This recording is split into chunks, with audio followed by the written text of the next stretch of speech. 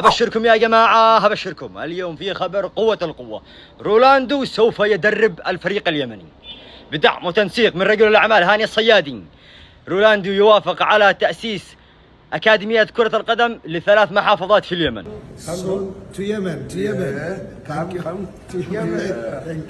أمانة لو في منه 5 في اليمن كأن اليمن، وإن شاء الله أكيد كل اليمنيين هم مثله، ولكن بسبب الوضع الذي احنا مارين فيه وسبب الوضع الذي اليمني عايش فيه، وهذا أحد خيرة رجال اليمن الذي يدعم المشاريع والذي يحب الخير لوطنه ولأبناء وطنه ولليمن ولكل الناس، وهو أكثر حياته عايشة في أمريكا. يعني أنا أعتقد أنه ما قد جاء اليمن إلا مرات قليلة، ولكن شوفوا هكذا هم خيرة رجال اليمن.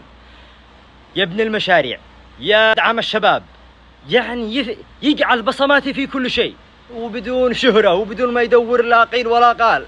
بالله الناس يتكلموا، حتى في صفحته ما نشر ولا أي شيء، والنعم فيه وكتب الله أجره. وهكذا هو الرجل اليمني. وأشهد لله لولا الوضع اللي احنا مارين فيه يا رجال والفقر الذي مار فيها اليمنيين، كأن احنا ساعدنا نص العالم بطيبتنا وكرمنا وتراحمنا بيننا يلبين.